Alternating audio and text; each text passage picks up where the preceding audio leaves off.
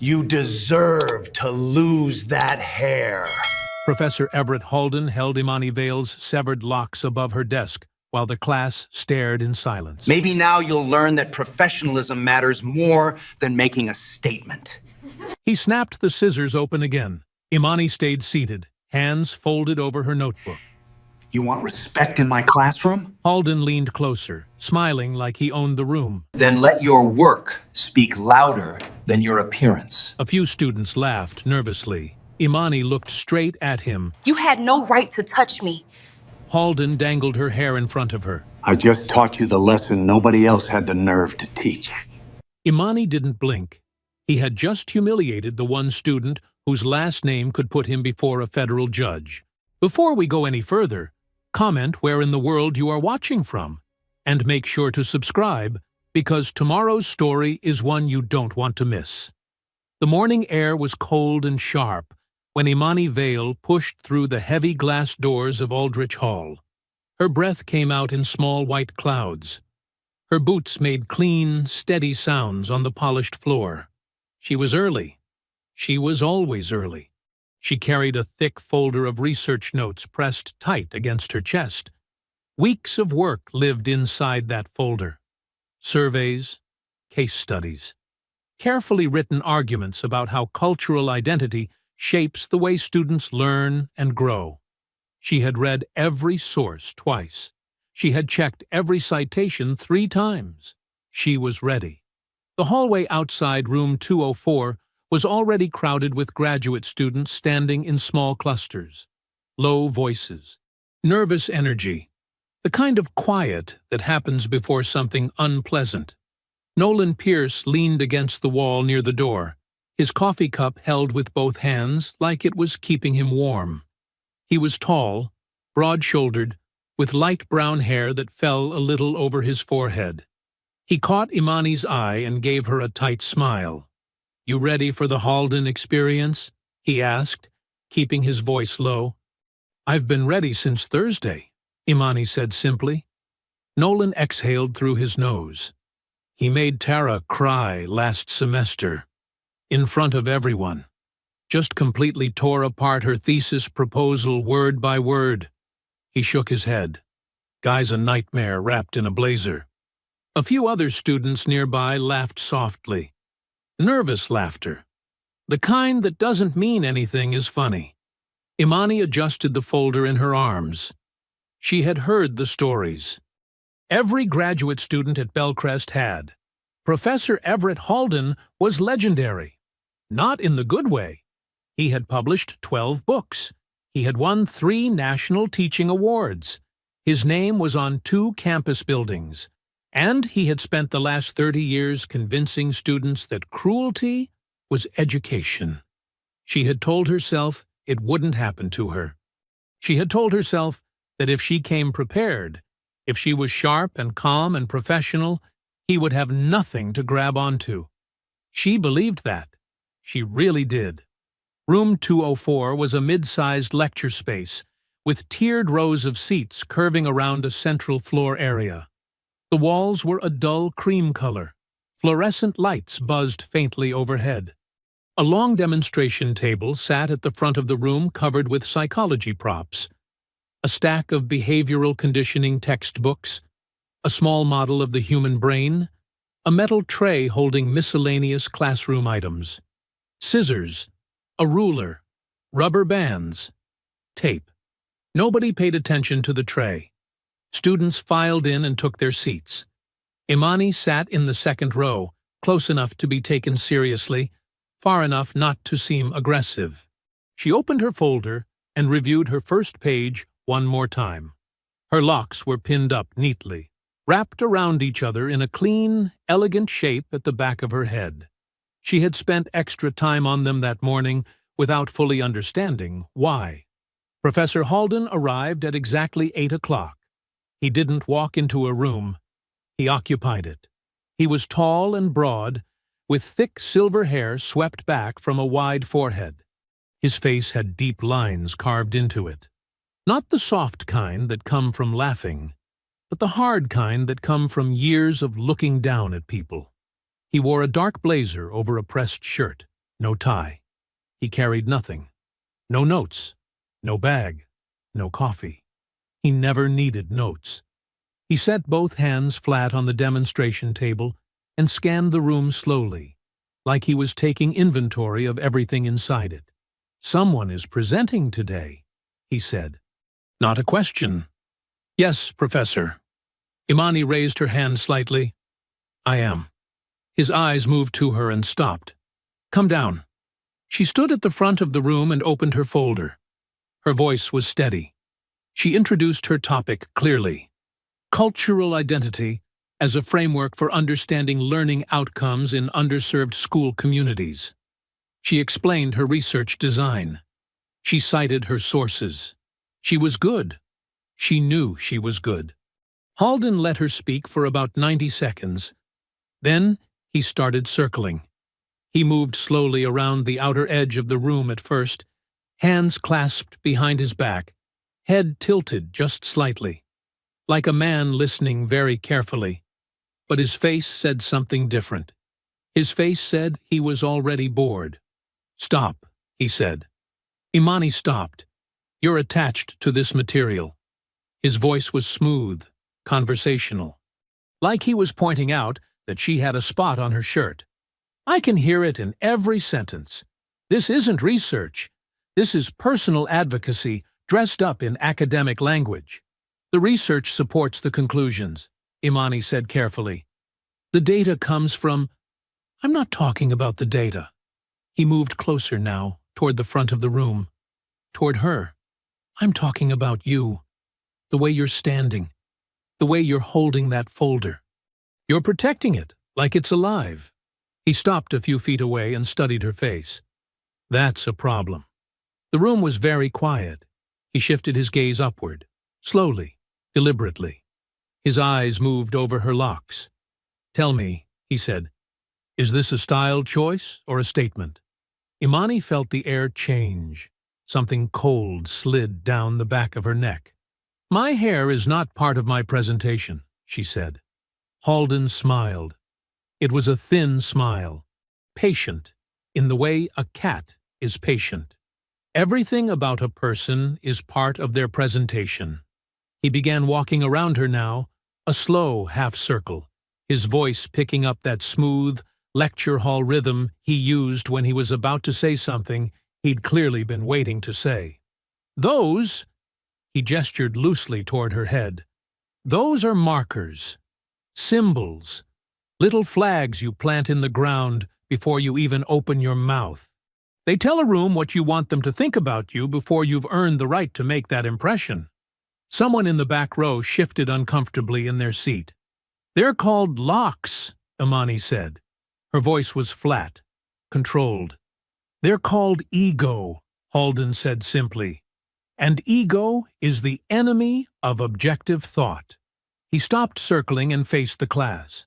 "Today we are going to do something different, something instructive." He raised one finger. "An exercise in detachment." He turned toward the demonstration table. Nobody moved. Imani watched him reach toward the metal tray, watched his hand close around the handle of the scissors. Her brain didn't believe what her eyes were seeing. Not right away. Not fast enough. "This," she started. He was already behind her. The sound was small. A dry, whispering snip. Then another. Something heavy and warm dropped onto the open pages of her research folder. The room made a sound, not words, just air. A collective intake of breath from 22 people all at once. Imani looked down. A section of her locks lay curled across her notes like something sleeping. Dark and soft, and completely, horribly out of place. Somewhere in the back rows, someone laughed. A short, broken sound. Uncomfortable. Shocked. Then silence again, sharp and suffocating. Nolan Pierce sat perfectly still in his seat. His coffee cup was on the desk beside him, forgotten. His face had gone white. Without fully deciding to, his right hand slipped into his jacket pocket and closed around his phone. He turned the camera on under the desk. He pressed record. His hands were shaking. Halden set the scissors down on the demonstration table with a soft click. He brushed his hands together once, lightly. He looked at Imani the way a man looks at a project he has just completed. "Now," he said, his voice perfectly calm, "perhaps you can learn who you are, without the performance." He turned to the class and continued speaking as if he were discussing something from a textbook. The definition of behavioral conditioning, the relationship between identity and perception. His voice filled the room like it always did, certain, smooth, and completely in control. Imani did not scream. She did not cry. She stood completely still for a long moment, staring at what rested on top of her research notes. Then, very slowly, she reached down with both hands. She gathered the severed locks carefully, gently, the way you would hold something that mattered. Her fingers were trembling so hard she could barely feel them. She closed her folder over her notes and her papers and the pieces of herself that now lived inside it. She picked up her bag from the floor. She walked toward the door without saying a word.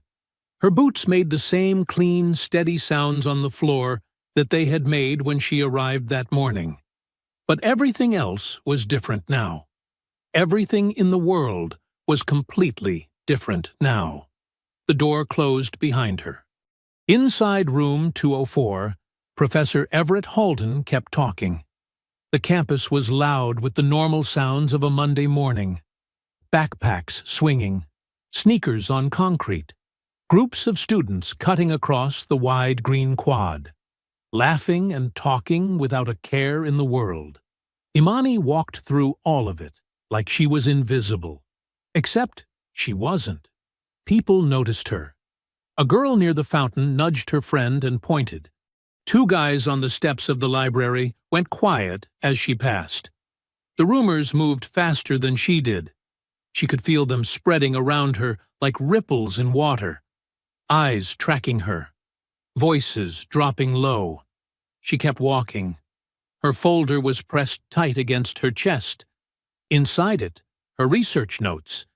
Inside it, the locks Halden had cut from her head. She could feel the weight of them through the cardboard. Small and impossible, and real.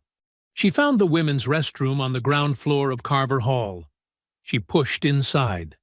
The fluorescent light buzzed overhead, cold and white. She checked the stalls. Empty. She turned to the mirror. She looked at herself. The left side of her hair sat uneven now. One lock shorter than the rest. Raggedly cut, not tapered or shaped. Just severed. Gone. Like something had been chewed off. Her face crumpled. She grabbed the edge of the sink with both hands and let it happen. The tears came fast and ugly and without any dignity at all. She pressed her lips together to keep from making noise, but the sobs pushed through anyway, shaking her whole body. She had held herself together for the entire walk across campus. She had kept her back straight, and her chin up and her eyes forward. She had given them nothing out there. She gave it all in here. Her reflection stared back at her. Mascara running, eyes red and swollen. Half her beautiful locks still hanging where they had always been, and the other side broken. She opened her folder with shaking hands and looked at what she had carried across campus. She had grown those locks for 7 years. She had started them at 16, during the year after she got sick. Really sick, when her body had felt like something that belonged to someone else. Growing her locks had been her way of taking herself back. Every inch of them meant something. Every single one. And he had cut them off in front of 22 people and called it a lesson. She pressed the severed hair against her chest and cried until she couldn't breathe. Nolan stood outside the restroom door in the hallway. He hadn't planned to follow her. He had just ended up there, moving on autopilot, driven by something he couldn't name yet. Guilt, maybe. Or something worse than guilt. The kind of sick, hollow feeling you get when you know you watched something awful happen and did nothing to stop it. Except he had done something. He had laughed. Not a real laugh. Not a happy one. Just a short, stupid sound that came out of his mouth before his brain could stop it. But it had come out. It had been real.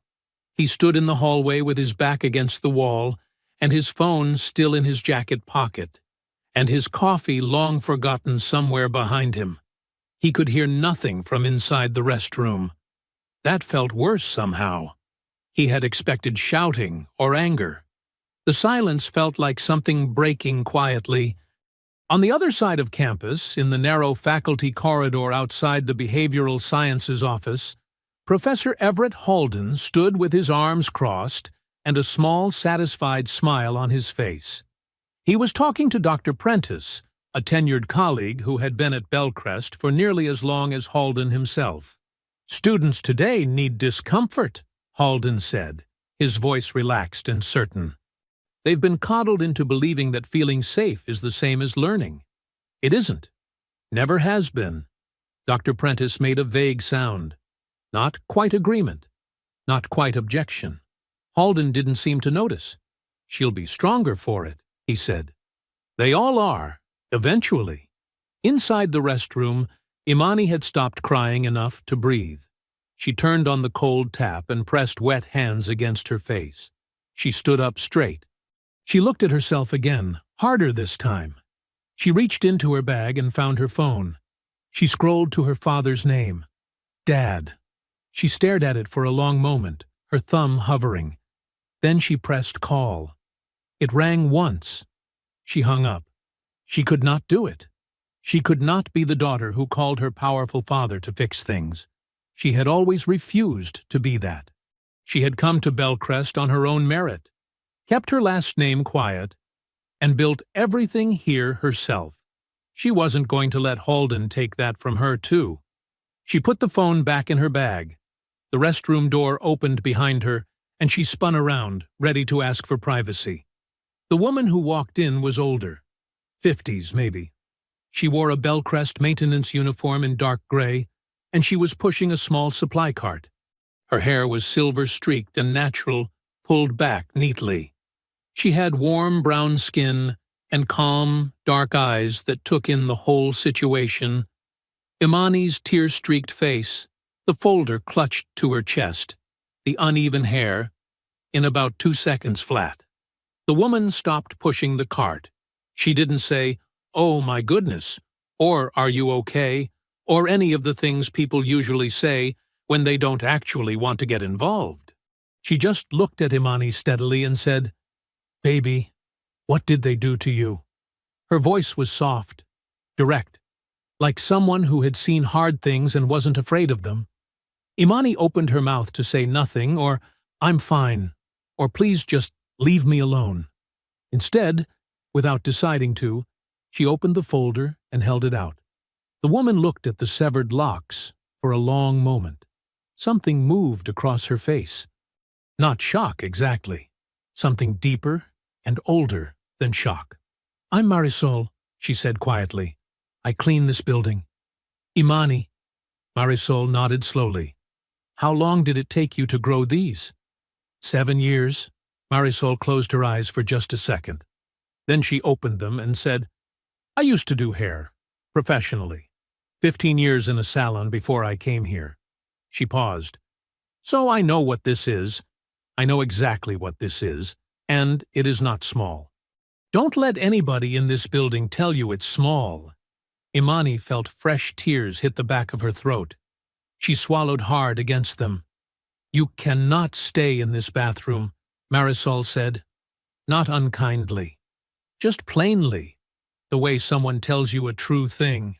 "Hiding in here means he wins today, and you do not look like somebody who loses." Imani stared at her. Slowly, she closed the folder. She tucked it back against her chest. She wiped her face with the back of her hand. "Okay," she said. They walked out together. The hallway was not empty. A cluster of students stood near the vending machines. Imani recognized 2 of them from other departments. She didn't know their names. They looked at her when she came out, then looked at each other, and one of them, a girl in a yellow hoodie, said something low to the others that made two of them laugh. Whole thing was probably staged anyway, for attention. Right? Like, relax, it's hair. Nolan was still leaning against the wall 10 feet away. He heard every word. He looked at the group by the vending machines. Then he looked at Imani walking beside Marisol, her back straight and her jaw set, pretending she couldn't hear them. He felt something turn over hard in his stomach. His phone was still in his jacket pocket. He could feel the weight of it. He was starting to understand that this was not going to just go away. That evening, after the last classes had emptied out and the campus had gone quiet, Marisol drove Imani away from Bellcrest in her old tan Civic, heading toward a small neighborhood salon she knew on the other side of town. The salon smelled like coconut oil and old magazines. Rain drummed against the front windows while Marisol flicked on the lights in the back room. The mirrors stretched across one wall, surrounded by empty styling chairs that looked tired in the fluorescent glare. Imani sat down in the center chair and stared at herself. The damage was worse than she had realized. Halden had grabbed a thick section near her left temple and hacked through it with dull scissors. What remained hung in jagged pieces, some locks barely attached, others cut so short they stuck out at angles. The rest of her hair looked wrong now too, unbalanced and broken. "Can you fix it?" she asked quietly. Marisol moved behind her and lifted the damaged sections carefully. She examined each one with the focused attention of someone who understood hair as more than decoration. After a long moment, she shook her head. Not tonight. Maybe not ever, the way he cut them. She met Imani's eyes in the mirror. Locks need time to heal properly. These would take months to repair, and they'd never look the same. Imani's reflection stared back at her. She looked like someone who had been attacked, someone who carried evidence of another person's cruelty on her body. "I don't want to walk around like this," she said. "Then don't." Marisol opened a drawer and pulled out electric clippers. She set them on the counter next to Imani's chair and waited. "It's your choice," Marisol said. "You can try to hide what he did, or you can decide what happens next." Imani looked at the clippers, then at her damaged reflection, then at Marisol, who was watching her with patient understanding. She picked up the clippers. Across town, Nolan sat on his dorm room bed with his laptop open and his phone in his hands. The video played on a loop. He had watched it 17 times now. Each time, he noticed something new that made his stomach turn harder. The way Halden had smiled right before grabbing the scissors. The way he had positioned himself so everyone could see.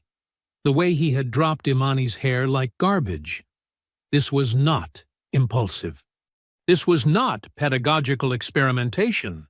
This was deliberate humiliation designed to break someone in public. And Nolan had laughed. His phone buzzed with a text from his roommate asking where he was, but Nolan ignored it. He opened his laptop and created an anonymous account on the university forum.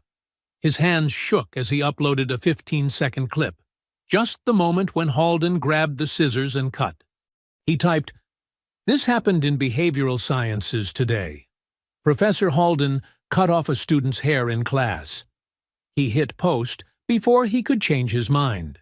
20 minutes away, Halden sat at Murphy's Tavern with 3 other faculty members, a half-empty whiskey in front of him. The conversation had moved from department politics to teaching methods, and Halden was holding court. "Students today expect constant validation," he said, gesturing with his glass. "They think education should feel comfortable. But real learning requires discomfort. It requires breaking down false attachments." Professor Martinez from the English department nodded along, but the younger psychology professor, Dr. Kim, looked uneasy. "Discomfort is one thing," Dr. Kim said carefully. But what happened today seemed necessary, Halden interrupted. That girl was so wrapped up in identity performance she couldn't think clearly. Sometimes you have to cut through the nonsense literally. He laughed at his own joke. Martinez chuckled nervously. Dr. Kim stared into her beer and said nothing. At 12:47 a.m., Imani ran her hand over her newly shaved scalp. The salon chair was surrounded by 7 years of locks, thick, beautiful sections that had taken patience and care to grow. Now they lay on the tile floor like memories. But when she looked in the mirror, she did not see a victim. She saw someone who had chosen. "How do you feel?" Marisol asked. Imani touched her bare head again. "Different, but not broken." Marisol smiled and began sweeping up the hair. "Good, because broken is what he wanted." They drove back to campus in comfortable silence, rain still pattering against the windshield. Imani felt lighter somehow, like she had left something heavy in that salon chair along with her hair. At 1:03 a.m., she climbed the stairs to her apartment and unlocked her door. Her phone sat on the kitchen counter where she had left it hours earlier. The screen was lit up with notifications. Hundreds of them. Tuesday morning hit Bellcrest University like a storm. By 7 a.m., the 15-second video had been shared across every campus social media page. Students huddled around phones in dining halls, dormitory lounges, and lecture halls. The footage was grainy but clear enough, Professor Halden grabbing scissors, cutting Imani's hair while she sat frozen. "Holy crap! Did you see this?" Voices echoed through crowded hallways. "That's actually assault, right? I heard she's pressing charges. I heard she's just looking for attention." Local news stations began calling the university's communications office before 8 a.m. The receptionist's phone rang continuously. Imani walked toward her education policy seminar with her newly shaved head held high, but every step felt like walking through fire. Students stared openly. Some whispered support. Others looked away uncomfortably. "Stay strong, girl," a black sophomore called out near the library steps, but behind her, 2 white students muttered loud enough for everyone to hear. "She's totally milking this. My professor touches my shoulder all the time. Should I call the news too?" Imani's hands clenched into fists, but she kept walking. In Professor Williams's education policy class, she tried focusing on curriculum reform discussions, but every few minutes, someone's phone buzzed with notifications. Classmates kept glancing at her. The professor himself seemed distracted, clearly having seen the footage. "Miss Vale," he said gently after class, "if you need accommodations this week—" "I'm fine," Imani interrupted, gathering her books quickly. She was not fine. Across campus, Nolan sat in his constitutional law lecture, unable to concentrate. His anonymous post had exploded overnight. Students were sharing screenshots, tagging friends, demanding answers from administration. But he had more than just that 15-second clip. During lunch break, Nolan walked to the campus center and found the activist group's bulletin board. He pulled out his phone and sent the full 7-minute recording to the email address listed under Students for Justice. The complete footage showed everything. Halden's deliberate targeting, his cruel comments, the way he circled Imani like a predator before attacking. Now, the whole truth would come out. At 2 p.m., Imani received a text message that made her stomach drop. "Please report to Provost Norbury's office immediately. Administrative Assistant." The Provost's office sat on the 3rd floor of Bellcrest's imposing administration building. Rich mahogany furniture filled the space. Diplomas and awards covered one wall. Dr. Celeste Norbury, impeccably dressed in a navy blazer, gestured toward a leather chair. "Imani, please sit. I am so sorry about what happened yesterday." Norbury's voice carried practiced sympathy. Her expression looked concerned, almost maternal. Professor Halden's methods were unconventional, but I want you to know the university takes this seriously. Imani sat rigidly. Good, because what he did was assault. I understand your feelings completely, Norbury continued smoothly. That's why I'm offering immediate solutions. We can arrange private counseling through our wellness center, enhanced academic support, even a modest settlement to cover any therapy costs. She leaned forward conspiratorially. Of course, this would be confidential. We both know how media attention can harm everyone involved. Students, faculty, the institution. Sometimes quiet resolution serves justice better than public spectacle. Imani stared at her. You want me to stay quiet. I want you to heal, Norbury corrected. Professor Halden used poor judgment, yes. But destroying careers over teaching mistakes helps no one. Teaching mistakes? Imani's voice rose. He cut off my hair in front of 20 people. Norbury's sympathetic mask slipped slightly. Imani, I'm trying to help you here. Filing formal charges creates a he said, she said situation. It becomes about your word against a tenured professor's reputation. That rarely ends well for students. Are you threatening me? I'm protecting you. Norbury's tone grew colder. From making choices that could damage your academic future permanently. Imani stood up abruptly. I want accountability. I want him fired. I want this investigated properly. Norbury's expression hardened completely. I see. Well, that's certainly your right. Her voice turned ice-cold professional. Though I should mention, we've received concerning reports about your recent behavior. Disrupting classroom environments, creating hostile situations for fellow students. These matters require behavioral review. Imani felt her blood chill. What are you talking about? Academic standing reviews can be complex processes. They affect everything. Assistantships, fellowships, degree completion timelines. Norbury smiled without warmth. I hope we can resolve this amicably. Imani turned and walked out without another word. In the hallway, she pulled out her student ID to swipe into the graduate assistant office. The red light flashed. Access denied. Her hands shook as she tried again.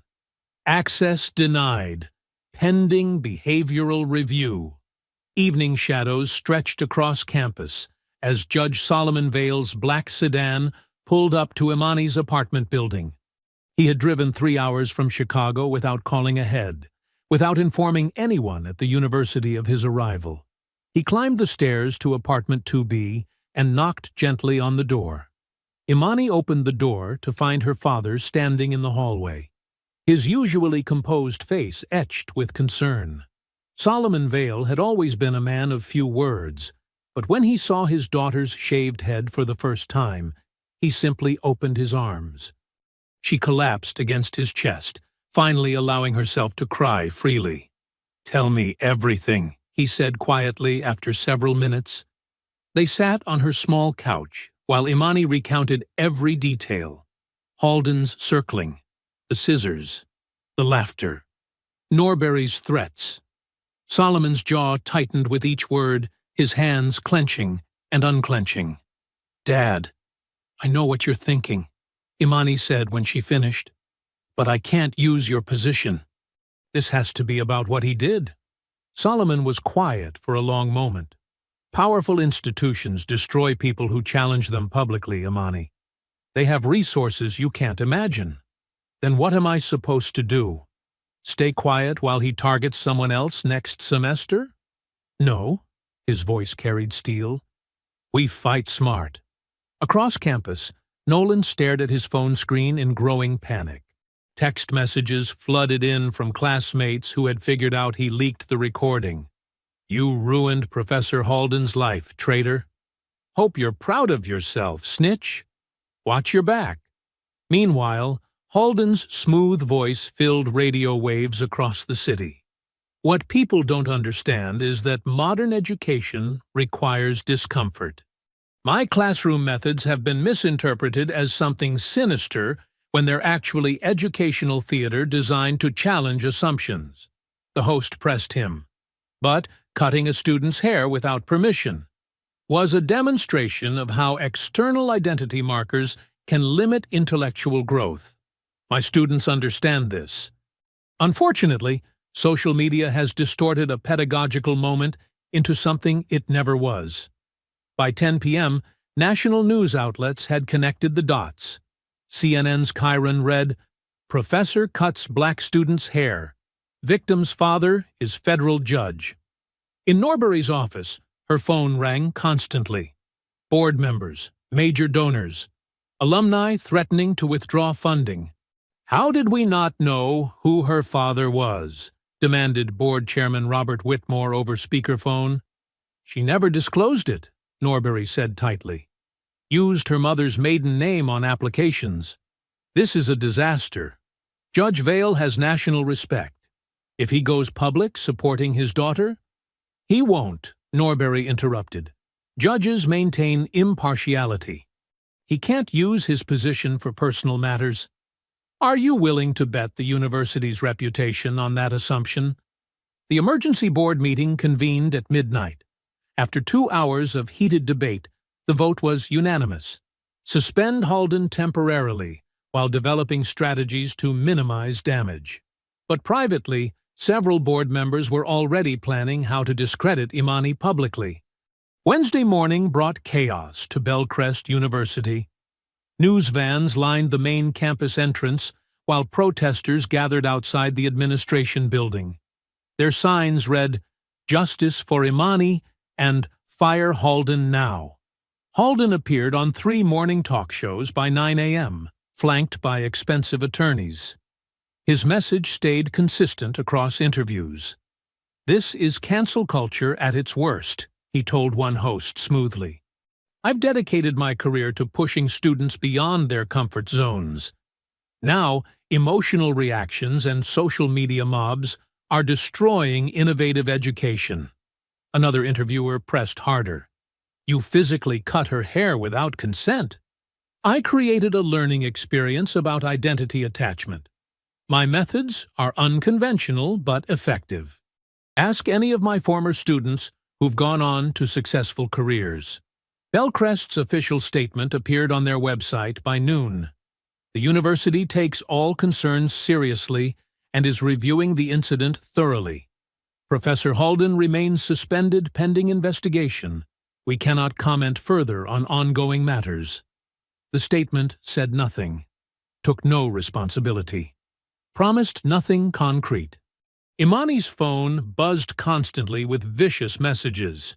"You destroyed a good man's career over a haircut." Typical entitled behavior. Playing victim for attention. "Hope you're happy ruining someone's life." Solomon sat beside her at the kitchen table, methodically screenshotting every threat. "Document everything," he said grimly. These people reveal themselves. At 2 p.m., Nolan texted her. "Can we meet? I need to tell you something important." They met at a coffee shop 3 blocks from campus. Nolan looked exhausted, guilt written across his face. "I recorded it," he said immediately. "The whole thing." Imani stared at him. "You had evidence and said nothing?" "I was scared. I laughed when it happened because I froze. I'm a coward." Her anger exploded. "You laughed while he humiliated me. Then you stayed quiet." "I know. I hate myself for it." "Your guilt doesn't fix anything." Nolan flinched, but didn't defend himself. After several tense minutes, Imani's rage cooled slightly. His regret seemed genuine. "Why are you telling me now?" she asked. "Because other students are scared of him, too. They might know about past incidents." That evening, Nolan's email arrived with 3 anonymous testimonies from former Bellcrest students describing disturbing experiences with Halden. Thursday morning brought heavy clouds over Bellcrest. Solomon had booked a hotel suite 3 miles from campus, after reporters discovered Imani's apartment building. They sat at the dining table with laptops open, reviewing testimonies Nolan had forwarded. The stories made Imani's stomach turn. A Latina graduate student from 2019 wrote, "Halden mocked my accent every class. He'd make me repeat words while other students snickered. Said my pronunciation showed cognitive limitations. I dropped out junior year because I couldn't take it anymore." Another testimony came from a black engineering student. "Halden sabotaged my scholarship recommendation in 2020.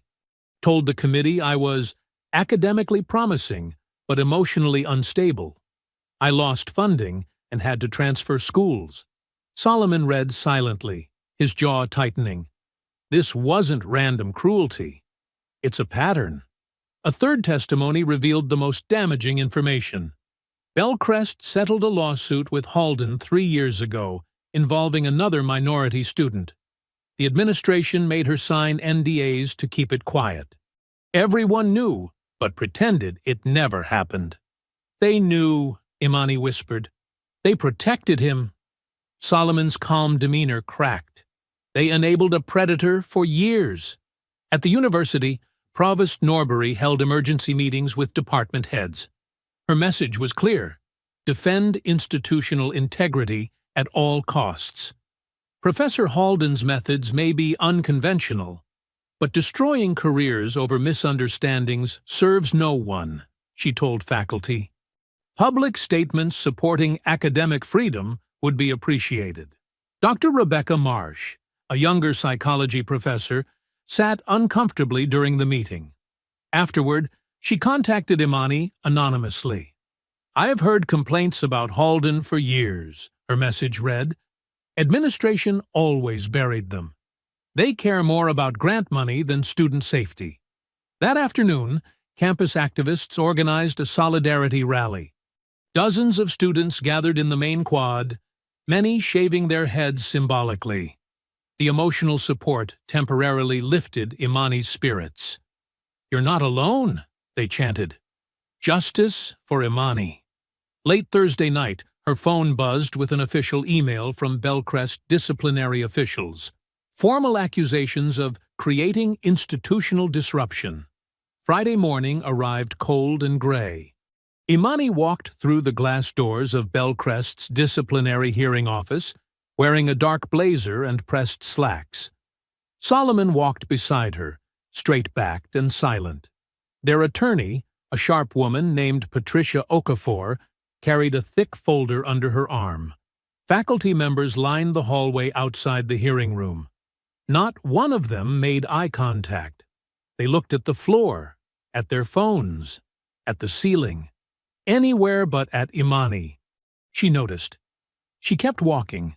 The hearing room was small and deliberately uncomfortable. A long wooden table dominated the center. 5 university officials sat on one side with neat stacks of papers in front of them. The air smelled like old coffee and carpet cleaner.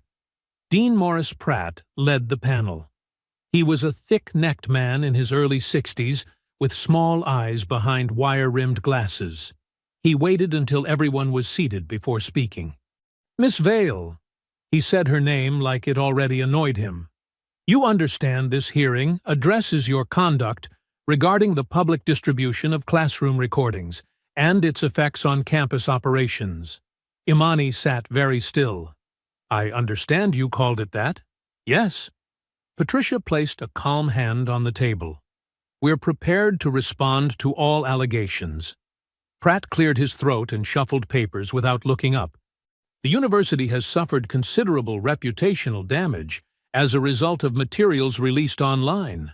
Materials that originated from inside a private academic setting."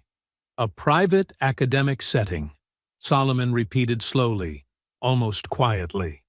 Pratt ignored him. "Miss Vale, it has been suggested that your inflammatory response to a routine classroom exercise directly provoked the harassment Professor Halden has since received online. We take that very seriously." Imani's jaw tightened.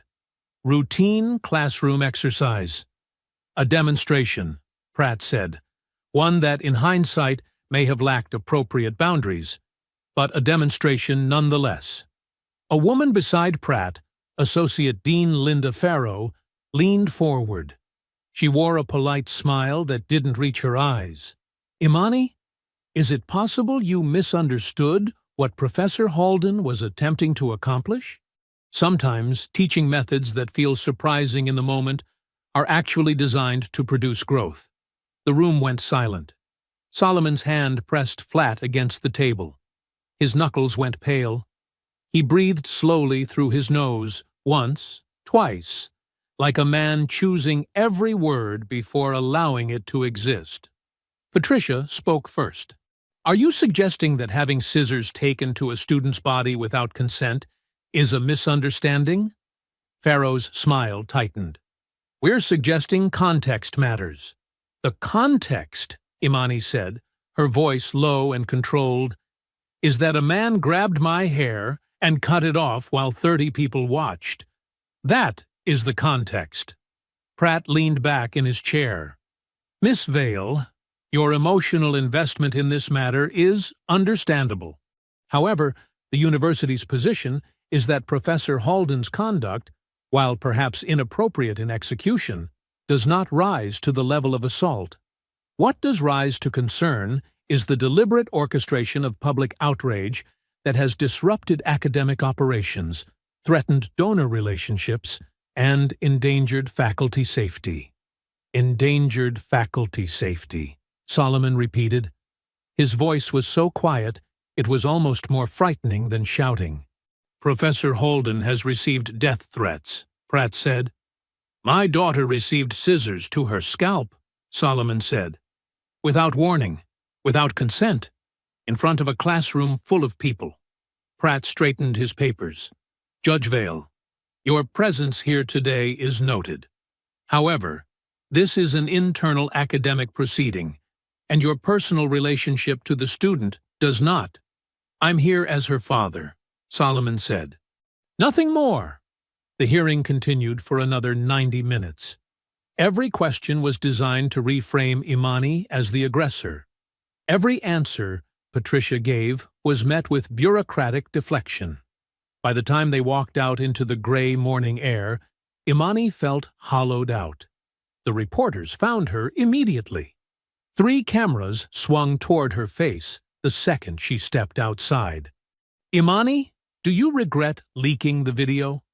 Was this a setup against Professor Halden? Sources say you've had conflicts with faculty before. Can you respond?" Solomon stepped forward with one hand raised. No comment. A reporter shoved a microphone inches from Imani's face. "Is your father using his judicial connections to pressure Bellcrest administrators?" Patricia guided them firmly toward a waiting car. Imani kept her eyes forward. She would not give them anything to use. That same morning, Halden's legal team released edited footage online. The clip was 40 seconds long. It cut the classroom recording to show Imani smiling seconds before the incident, removing all context. The caption read, "Full context the media won't show you." Within hours, opinion online shifted dangerously. Comment sections filled with voices calling the incident staged. Blog posts appeared with headlines like, "Did Bellcrest student manufacture outrage for attention?" Nolan watched the edited clip from his dorm room with his stomach in knots. He knew what really happened. He had the full recording. But fear was doing its work on him too. Then he walked outside to his car. All 4 tires were flat. A single note sat under the wiper blade. It read, "Keep your mouth shut." His hands shook as he took a photo of the note. Then he texted Imani one word: threatened. That evening, Marisol brought food to Imani's apartment. Rice, beans, and warm bread in containers wrapped in a dish towel.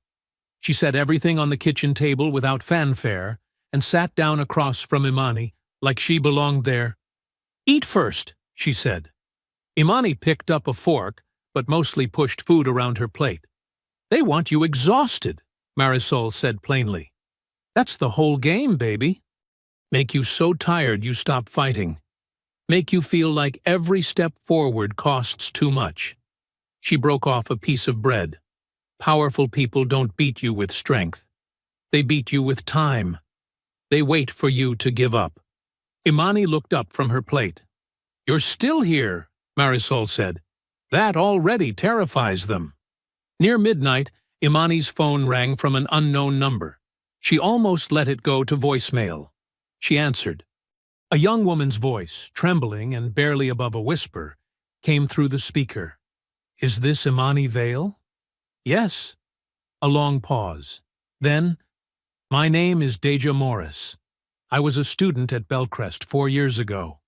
Another pause, longer this time, filled with the sound of someone working up enormous courage. "I have recordings, real ones. Things Halden said that his lawyers can't explain away." Her voice cracked.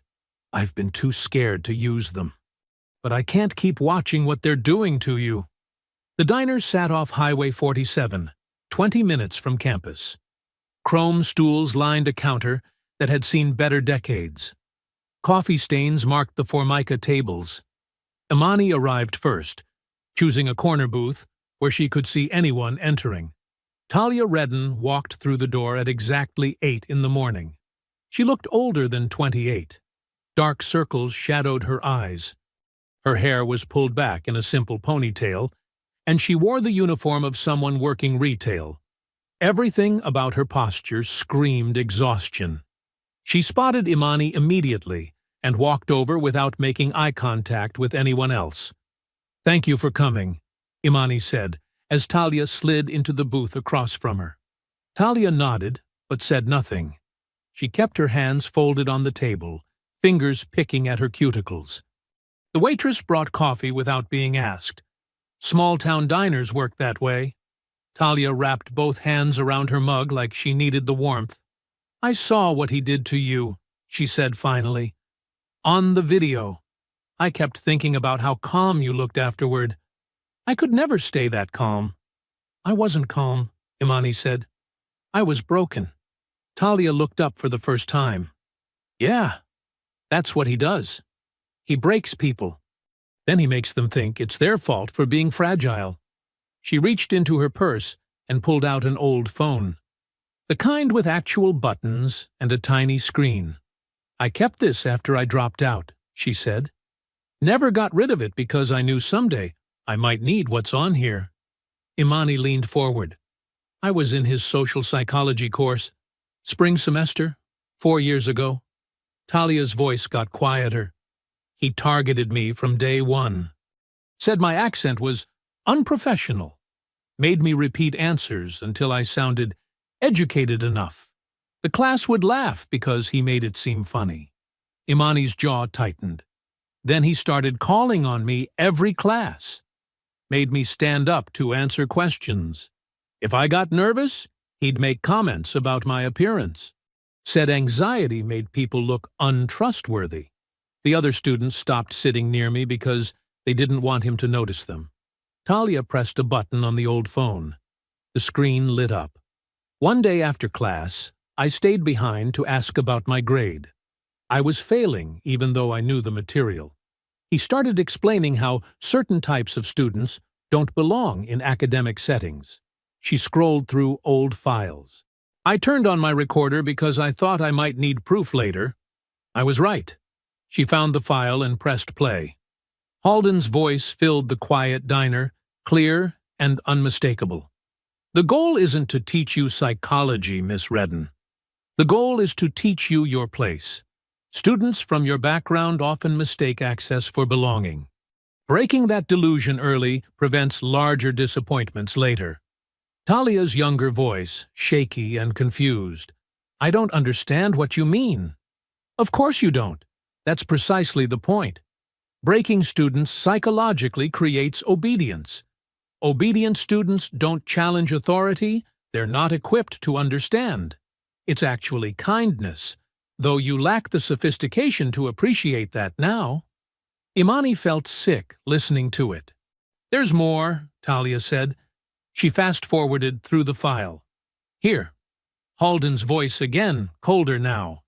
"I've been perfecting these methods for years. Pain teaches humility better than any textbook. Your panic attacks aren't a bug in the system, Miss Redden. They're a feature. They prove the lesson is working. Imani stared at the phone in horror. He was proud of it, Talia whispered. He enjoyed watching me fall apart. Meanwhile, back on campus, Provost Celeste Norbury paced her office like a caged animal. Someone had leaked information about past settlements to reporters. Internal documents were appearing in news articles. Her career was crumbling in real time. She'd already fired 2 administrative assistants on suspicion. Now she was hunting for the source with the desperation of someone watching their life's work collapse. Her phone buzzed constantly. Board members, donors, lawyers, all asking the same question. How bad was this going to get? She didn't have an answer they wanted to hear. At the same time, campus security officers cornered Nolan outside the library. They demanded his phone and laptop, claiming university property rights during investigations. Nolan clutched his devices closer to his chest. "I'm not giving you anything without a warrant," he said. "This isn't a criminal matter yet," one officer replied. "It's academic discipline. Different rules." "Then call my lawyer," Nolan shot back, surprising himself with his own defiance. The officers backed off, but barely. They followed him across campus like vultures waiting for weakness. That afternoon, Solomon sat across from Imani in her apartment living room. Sunlight streamed through the windows, but the mood remained heavy. "You shouldn't have had to survive this alone," he said quietly. Imani looked up from the legal documents spread across her coffee table. "Dad, no, listen." Solomon leaned forward, his judicial composure cracking. "I taught you to keep your head down. I taught you that dignity meant enduring injustice silently. I thought I was protecting you from a world that punishes black women for fighting back." Imani felt tears threatening. "I was wrong," he continued. "All those years, I was teaching you to be the perfect victim, to make it easy for people like Halden." "You were trying to keep me safe," Imani said. "I was trying to keep myself comfortable," Solomon replied harshly. "It's easier to tell your daughter to stay quiet than to face the fact that the world might never change." They sat in silence for a long moment. "But you're not staying quiet," Solomon said finally. "You're braver than I ever was." Later that afternoon, attorneys from the National Civil Rights Legal Defense Fund held a press conference outside Belcrest's main gate. Television cameras captured everything as they announced a formal federal complaint against both the university and Halden personally. The lead attorney, a sharp woman in her 50s, spoke directly into the cameras. "This case represents systematic abuse disguised as education. Professor Halden's actions constitute assault, harassment, and civil rights violations.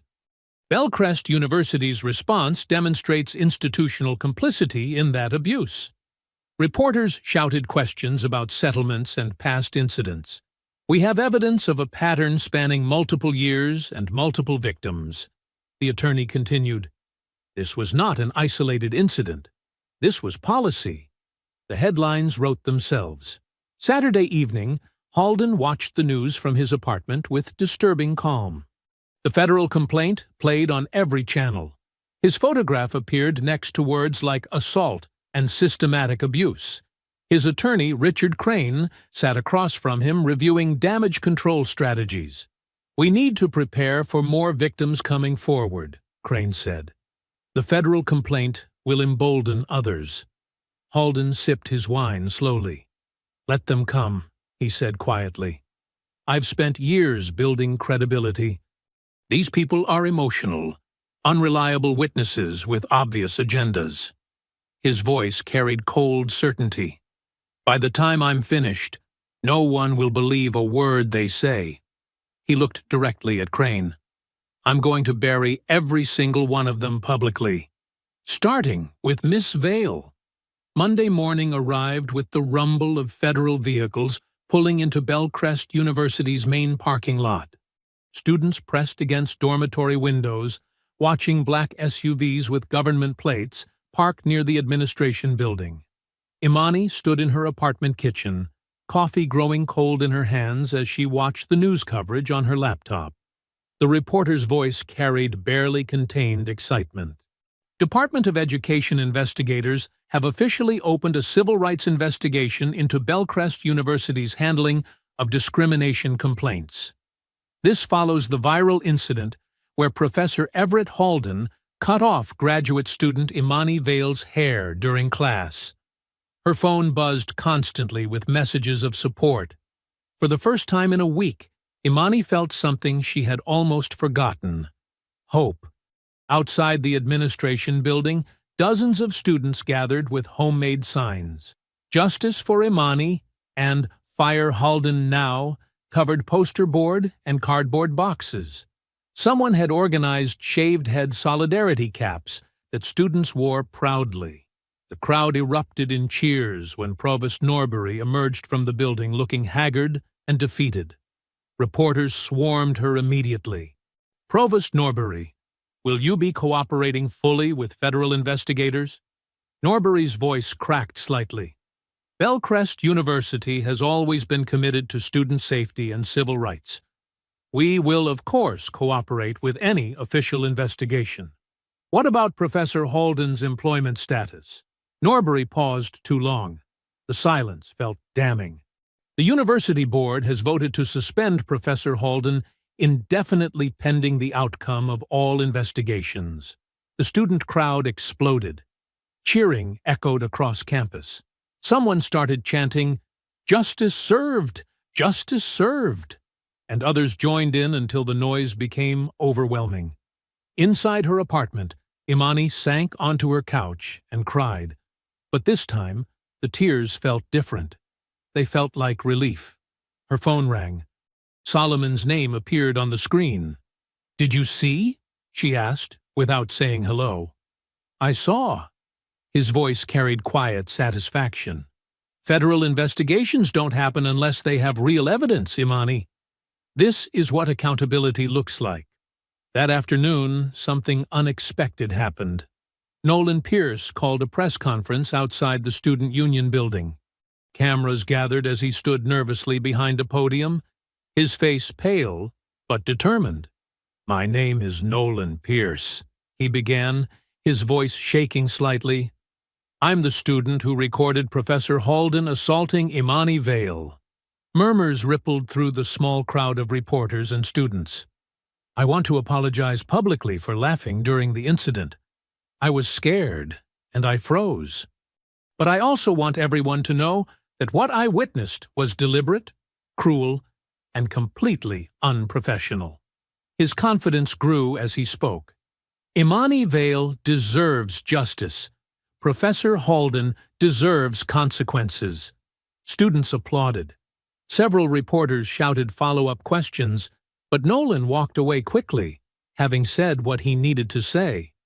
Imani watched the coverage from her apartment and felt something she hadn't experienced in days: genuine gratitude.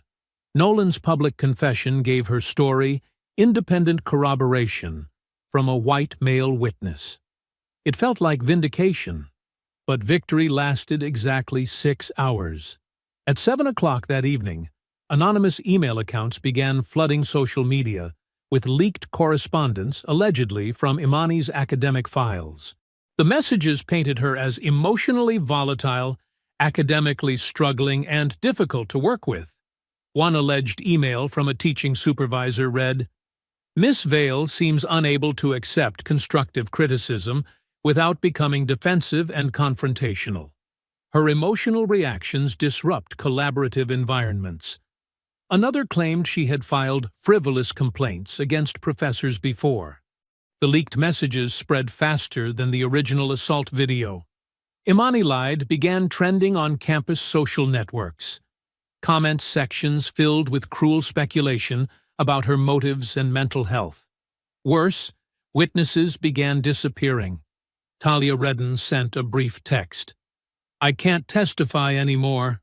I'm sorry. They threatened my job." 2 other former students withdrew their statements within hours. The younger professor, who had secretly provided information, suddenly refused to return calls. By 9 o'clock, Bellcrest's disciplinary office had escalated the charges against Imani. The new accusations included academic dishonesty, harassment of faculty, and disruption of university operations.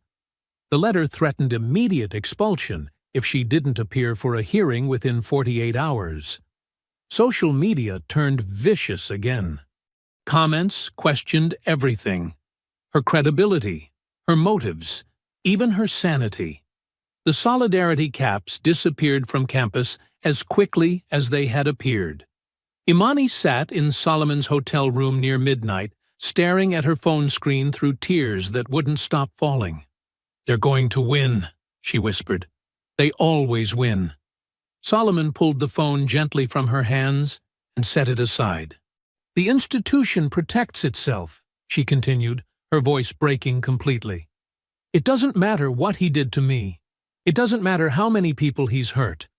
They'll destroy me before they admit guilt." Her shoulders shook as the weight of everything crashed down at once. The assault, the humiliation, the false hope, the systematic destruction of her credibility and future. "I can't fight this anymore, Dad. I just can't." Tuesday morning, sunlight filtered through the hotel curtains, but Imani remained curled on the couch in yesterday's clothes. Her phone sat silent on the coffee table, finally drained of battery. She hadn't moved in hours. Solomon watched his daughter from across the room, his heart breaking with each shallow breath she took. Dark circles shadowed her eyes. Her freshly shaved scalp looked vulnerable in the morning light. "I'm not going to the hearing," Imani whispered without looking at him. "I can't face them anymore." "Imani?" "No." Her voice cracked. "They win. I get it now. Fighting back just gives them more ammunition. They'll twist everything I say. They'll make me look crazy." Solomon sat beside her carefully. For the first time since this nightmare began, his judicial composure crumbled completely. "I failed you," he said quietly. Imani finally looked at him, surprised by the raw pain in his voice. "When you were little, I taught you to keep your head down, to work twice as hard and stay quiet when people hurt you." Solomon's hands trembled slightly. "I thought dignity and excellence would protect you from the worst of it." "Dad!" "I was wrong." The words came out like a confession. "I taught you endurance when I should have taught you resistance. I made you believe silence was strength." Tears filled his eyes as he continued. "Every time someone treated you unfairly, I told you to rise above it, to be better than them. But I never taught you to fight back." Imani sat up slowly, seeing her father's vulnerability for the first time in her adult life. "You were trying to protect me." "I was protecting myself," Solomon said bitterly. "I was terrified that if you fought too hard, they'd hurt you worse. So I made you smaller. I made you quiet." The room fell silent except for the distant hum of traffic outside. "I spent 30 years on the bench believing the system worked if you followed the rules perfectly," Solomon continued. "But watching what they've done to you, seeing how they protect predators while destroying victims," his voice hardened. "The system only works for people like Halden." Imani reached for her father's hand. "It's not your fault." "Yes, it is. And I'm going to spend whatever time I have left making sure you know how to fight." Before Imani could respond, gentle knocking interrupted them. Solomon opened the door to find Marisol carrying a small canvas bag, her expression unusually serious. "I brought you something," Marisol said, settling into the chair across from them. "Something I should have given you days ago." She pulled out an old cell phone, the kind with physical buttons and a tiny screen. "This belonged to my nephew, Ricardo. He went to Bellcrest about 5 years back on a partial scholarship." Marisol's voice grew heavy. "Kid was brilliant. Wanted to study social work. Help families like ours." Imani leaned forward, sensing the importance of what was coming. Halden taught his required behavioral sciences course. Ricardo was the only Latino kid in a class full of rich white students. Marisol's jaw tightened. That monster targeted him from day one. She pressed play on an old voicemail. Halden's voice filled the room, dripping with contempt. Ricardo, your pathetic attempt at academic discourse today was embarrassing. Perhaps you should consider whether someone of your background truly belongs in higher education. Students like you drag down the intellectual caliber of this institution. Imani's stomach turned. The cruelty was identical to what she'd experienced. There's more, Marisol said grimly, advancing to another message. This one's from 2 weeks later. Halden's voice returned, even more vicious. I'm recommending you be removed from the honors program. Your emotional instability and inability to handle constructive criticism demonstrate unfitness for academic excellence. Perhaps manual labor would suit your capabilities better. Solomon's hands clenched into fists. Ricardo started having panic attacks, Marisol continued. Stopped eating, couldn't sleep, finally dropped out mid-semester and never recovered. Her eyes flashed with old pain. He works construction now, still has nightmares about that classroom. Why didn't you report this? Solomon asked. Who would have listened to a janitor defending her dropout nephew against a celebrated professor? Marisol's laugh held no humor.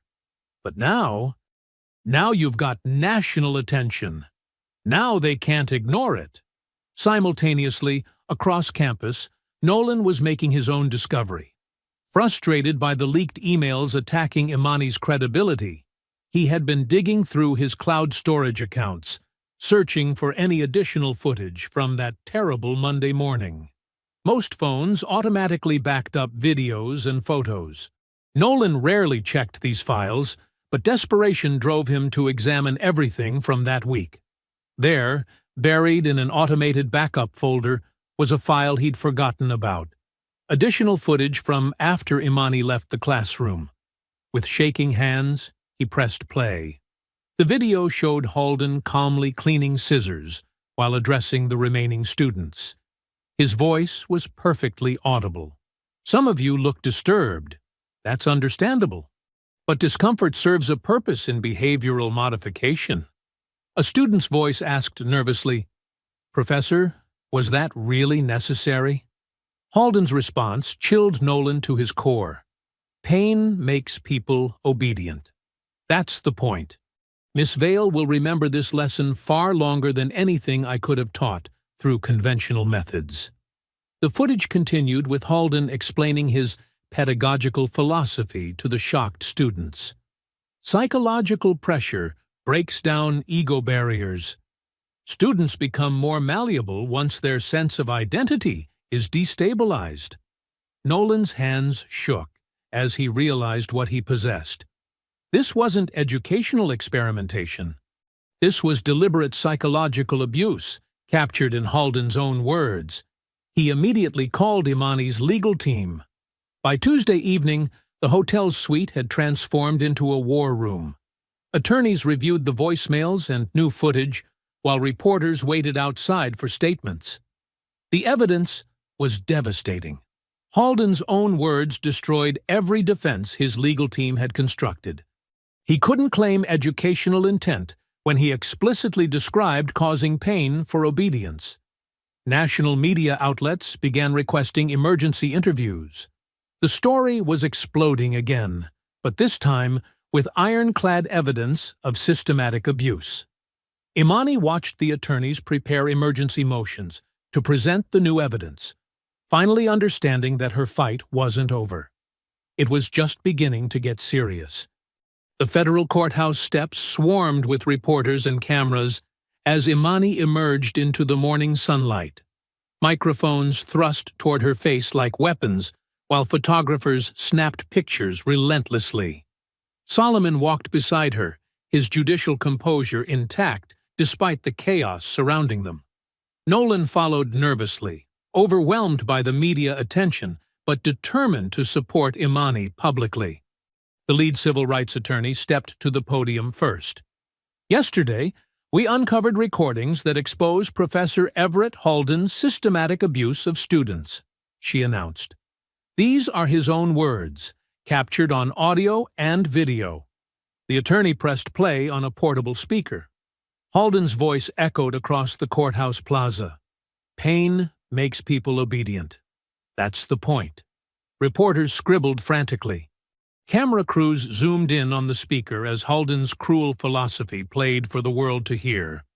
Students become more malleable once their sense of identity is destabilized, Halden's recorded voice continued coldly. Gasps rippled through the crowd. Several reporters shook their heads in disgust.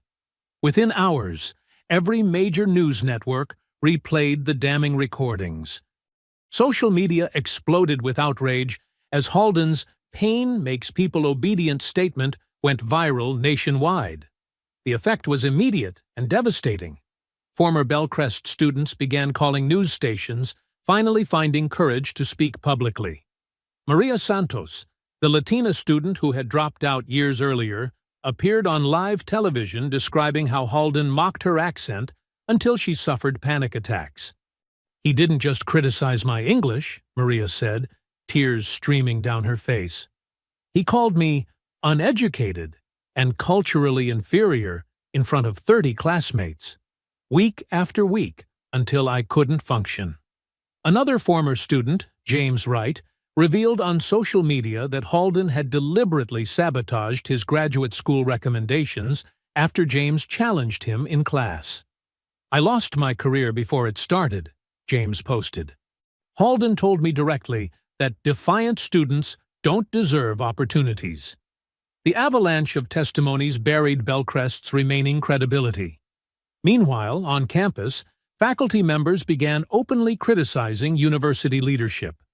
Professor Linda Martinez publicly resigned from her department position, stating she could no longer work for administrators who protected a predator. "We all knew," Professor Martinez told reporters outside her office. Halden's behavior was discussed in faculty meetings for years. The administration always found excuses to avoid action. Her statement shattered Bellcrest's defense that Halden's abuse was unknown to leadership. Provost Celeste Norbury found herself under siege during a hostile television interview that afternoon. "Dr. Norbury, university emails show your office received complaints about Professor Halden dating back 5 years, the interviewer pressed. "How do you explain the lack of action?" Norbury's polished composure cracked visibly. "Those complaints were investigated appropriately at the time. But yesterday you claimed the university was unaware of any problematic behavior." "I meant significant problematic behavior. Is cutting off a student's hair not significant?" Norbury's face flushed red. "That incident has been taken out of context by activists seeking to damage our institution." The interviewer leaned forward. "We have Professor Halden's own words stating he caused pain deliberately. What context justifies that?" Norbury stammered incoherently, contradicting her earlier statements repeatedly. The interview became a public relations disaster, shared millions of times online within hours. Outside Bellcrest's administration building, protesters had grown from dozens to thousands. Students, faculty, and community members carried signs demanding resignations. Chants of "accountability now" echoed across campus, while news helicopters circled overhead. Inside his luxury apartment, Halden watched the coverage with growing fury. He paced frantically while his attorney tried calming him over speakerphone. "This is character assassination," Halden shouted at his television. 20 years of distinguished service destroyed by one emotional girl and her mob. His attorney's voice crackled through the phone. "Everett, those recordings are extremely damaging. We need to discuss plea options." "Plea options?" Halden's voice rose to a shriek. "I'm not pleading to anything. These people are jealous of my success. They're destroying education itself. As evening approached, Imani finally stepped to the microphones for her first public statement. The courthouse plaza fell silent as she began speaking. "Professor Halden didn't just cut my hair," Imani said, her voice steady and clear. "He tried to cut away my identity, my dignity, my sense of worth. He succeeded temporarily." She paused, looking directly into the cameras. "But humiliation only thrives when institutions protect the people who cause it. When universities care more about reputation than students, predators like Halden flourish." Her calm dignity contrasted sharply with Halden's recorded cruelty. Public perception shifted dramatically as viewers saw her strength rather than victimhood. "I'm not fighting just for myself," Imani continued. "I'm fighting for every student who was told their pain didn't matter, for everyone who stayed silent because they thought no one would believe them." The crowd erupted in supportive cheers. Late that night, Bellcrest University's president called Norbury to his private office. His face was grim as he closed the door.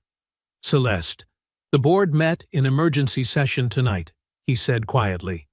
"They're demanding someone take responsibility publicly for this disaster." Norbury's stomach dropped. "What are you saying?" The president's expression was cold. "They're considering making you the university's scapegoat." Thursday morning arrived with unusual quiet outside the federal courthouse. Inside, every seat was filled. Reporters lined the walls with cameras ready. Students from Bellcrest sat shoulder to shoulder with faculty members who had finally found their courage. Former victims clutched tissues, preparing to watch their abuser face justice. Professor Everett Halden entered wearing an expensive navy suit. His gray hair was perfectly styled. He walked with the same arrogant stride he used in classrooms for decades. His chin was raised high, eyes scanning the crowd with familiar superiority. He took the witness stand like he owned it. "State your name for the record," the prosecutor began. "Professor Everett Halden, Behavioral Sciences Department, Bellcrest University." His voice carried that familiar condescending tone that had terrorized students for years. The prosecutor smiled coldly.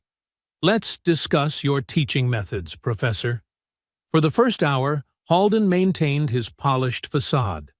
He described his classroom techniques as innovative psychological conditioning designed to strengthen character. He claimed students needed controlled discomfort to grow intellectually. "Modern students are fragile," Halden explained smugly. "They require firm guidance to develop resilience." Then the prosecutor played the first recording. Halden's voice echoed through speakers. "Pain makes people obedient." "That's the point." The courtroom stirred uncomfortably. Halden's confident expression flickered briefly. "Can you explain that statement, Professor?" "That was taken completely out of context," Halden replied, but his voice cracked slightly. "Academic discussions often involve theoretical concepts that—" The prosecutor cut him off. "Let's hear from your students about these theoretical concepts." One by one, former victims testified. Each described identical patterns: public humiliation, deliberate targeting of insecurities, psychological intimidation disguised as education. The testimonies painted a horrifying picture of systematic abuse, spanning decades. Nolan Pierce stepped forward next. His hands trembled as he approached the microphone. "I laughed when Professor Halden cut Imani's hair," Nolan admitted, his voice breaking. "I was terrified. Everyone in that classroom was terrified. We laughed because fear controlled us completely." His honesty sent shock waves through the courtroom. Several observers wiped away tears. Professor Halden created an environment where cruelty seemed normal. Nolan continued, "Where we became accomplices to abuse because speaking up felt impossible." When Nolan finished, the prosecutor turned back to Halden. "Do you still claim your methods were educational, Professor?" Halden's composure finally cracked. His face reddened with fury. "These students are weak," he shouted, his voice echoing through the silent courtroom. "They need psychological pressure to succeed. They're too soft, too emotional, too entitled to handle real education." The mask had completely disappeared. Years of hidden cruelty poured out in front of cameras and witnesses. "Without firm correction, they remain children forever," Halden continued ranting. "They need someone strong enough to break their delusions and force them to—" "Thank you, Professor," the prosecutor interrupted. "No further questions." The courtroom sat in stunned silence. Even Bellcrest representatives looked horrified at what they had protected for so long. Provost Celeste Norbury quietly gathered her things and slipped out through a side door, realizing the university could never recover from this association. Thursday evening, news networks interrupted regular programming with breaking announcements. Bellcrest University's president had resigned effective immediately, while emergency board meetings continued deep into the night. Friday morning arrived with helicopters circling overhead like mechanical vultures. News crews packed the courthouse steps, while protesters filled the surrounding blocks. Students wore shaved head caps in solidarity. Faculty members clustered nervously near side entrances. The entire scandal had exploded beyond Bellcrest's walls into a national reckoning. Judge Patricia Morales emerged from chambers with preliminary rulings that would reshape everything. "The court authorizes criminal assault proceedings against Professor Everett Halden," she announced. Her voice carried across the packed courtroom. "The evidence demonstrates deliberate physical and psychological assault disguised as education." Gasps echoed through the gallery. Imani gripped Solomon's hand tightly. "Additionally, civil lawsuits against Bellcrest University will proceed without institutional immunity protections," Judge Morales continued. "This court finds systematic suppression of discrimination complaints spanning multiple years." The university's legal team looked devastated. Bellcrest had lost its protective shield completely. Outside, reporters surrounded Provost Celeste Norbury as she read her resignation statement. Her polished facade cracked under aggressive questioning. "Did you personally suppress assault complaints, Provost Norbury? Were donors involved in protecting Professor Halden? How many victims were silenced by the university?" Norbury fled toward waiting cars without answering. Meanwhile, Bellcrest's board conducted emergency damage control. 3 administrators were terminated immediately. The university's largest donors withdrew funding publicly. Federal investigators froze education grants pending corruption reviews. Former victims received formal apologies and settlement negotiations within hours. Then came the moment everyone waited for. Halden emerged from the courthouse flanked by desperate attorneys. Rows of silent students lined the steps wearing shaved head caps. Their quiet dignity spoke louder than any shouting. For the first time in his career, Halden faced a room he could not control through fear. Reporters swarmed aggressively. "Professor Halden, do you regret assaulting your student? Will you resign from academia permanently? How many other victims exist?" His attorney pushed through the crowd, desperately trying to shield him from cameras. Halden's arrogance had completely vanished. He looked smaller, older, defeated. "No comment," his attorney repeated frantically. "No comment." The crowd watched silently as the man who terrorized students for decades scurried away like a cornered animal. Inside the courthouse, Bellcrest officials approached Imani with restoration offers, full academic honors, graduation guarantees, financial compensation. "We want to make this right," the interim provost pleaded. Imani looked at him steadily. "I don't want personal favors. I want institutional reforms. I want policies protecting future students from predators like Halden." The officials exchanged nervous glances. Real change would cost more than money. Friday night, Imani returned to Marisol's salon. This time she smiled genuinely while examining tiny new hair growth in the mirror. 6 months later, Saturday afternoon sunlight streamed through massive windows at the National Education Reform Conference in Washington, D.C. Large banners hung across the convention center's main hall, announcing the keynote speaker, Imani Vale. The auditorium buzzed with anticipation. Educators, administrators, civil rights advocates, and students filled every seat. Camera crews positioned themselves strategically throughout the room. This wasn't just another academic conference anymore. Everyone knew they were witnessing history. Solomon Vale sat in the third row, his judicial composure barely containing his pride. Beside him, Marisol adjusted her best dress nervously. She had never attended such a formal event before. On Solomon's other side, Nolan Pierce checked his phone anxiously. He now worked full-time with student protection organizations, but public speaking still terrified him. "She's really going to change everything," Nolan whispered to Solomon. "She already has," Solomon replied quietly. Backstage, Imani smoothed her navy blazer and touched her hair gently. 6 months of growth had created a beautiful natural crown around her head. She wore it proudly now, no longer hiding or apologizing for who she was. Conference organizers bustled around her nervously. "The cameras are ready, Miss Vale. Are you prepared?" Imani nodded calmly. "I've been ready for months." She walked onto the stage to thunderous applause. The standing ovation lasted nearly 2 minutes. Imani waited patiently, remembering the terrified girl who once gathered severed hair from a classroom desk. "Thank you," she said finally. The room fell silent instantly. 6 months ago, I was just another graduate student trying to survive academia quietly. I believed keeping my head down would protect me from injustice. I was wrong. Her voice carried clearly through the packed auditorium.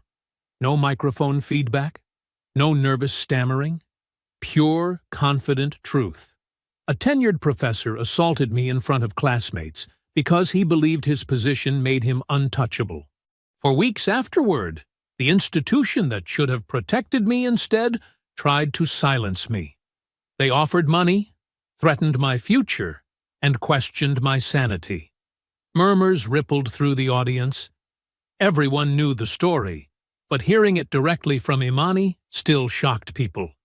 But something beautiful happened during that nightmare. Students, faculty members, and staff who had been afraid for years finally found their voices. We realized silence only protects abusers. The applause built again. Imani waited for it to subside. Today, I'm announcing the creation of the Vale Initiative. The large screens behind her displayed the program's logo and mission statement. Solomon leaned forward in his seat. This scholarship and legal advocacy program will protect students facing discrimination, abuse, and institutional retaliation. We will provide legal representation, financial support, and counseling services. Most importantly, we will ensure no student ever fights alone again. The audience erupted. Marisol wiped tears from her eyes while applauding fiercely. "Dignity matters more than institutional prestige," Imani continued. "A school's reputation means nothing if it's built on silencing victims and protecting predators." She paused, scanning the crowd confidently. Bellcrest University, under completely new leadership, has implemented sweeping anti-discrimination policies because students demanded change. They created independent oversight committees. They established anonymous reporting systems. They banned professors from using humiliation as pedagogy. More applause filled the auditorium. Meanwhile, Everett Holden awaits criminal trial in complete disgrace. Academic circles have abandoned him entirely. His tenure is gone. His reputation is destroyed. His victims are free. The crowd's energy intensified. Justice felt tangible in the room. "But our work isn't finished," Imani said firmly. "Across the country, students still suffer in silence. Administrators still protect powerful abusers. Institutions still prioritize money over human dignity.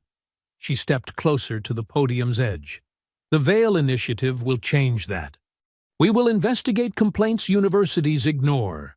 We will fund legal battles students can't afford. We will amplify voices institutions try to silence. The standing ovation began before she finished speaking. After the conference ended, crowds surrounded Imani with congratulations and support pledges. She smiled graciously while networking with potential donors and partner organizations. Then she noticed a young black girl standing shyly near the back wall. The child couldn't have been older than 12. She wore her hair in beautiful natural coils and clutched a conference program nervously. Imani excused herself from the adults and walked over slowly. "Hi there," she said gently. "Did you enjoy the conference?" The girl nodded quickly. "My mom brought me because she said you were brave. What's your name?" "Zara." "I wanted to tell you something." She looked down at her shoes nervously. "I used to straighten my hair every week because kids at school said it looked messy. After I heard about what happened to you, I stopped hiding it." She touched her natural coils proudly. "Now, I tell anyone who doesn't like it that they can't decide what beautiful means for me." Imani felt tears building in her eyes. This was why everything had been worth it. She knelt down to Zara's eye level and smiled warmly. "Nobody gets to decide your worth for you ever again." I hope you enjoyed that story. Please like the video and subscribe so that you do not miss out on the next one. In the meantime, I have handpicked 2 stories for you that I think you will enjoy. Have a great day.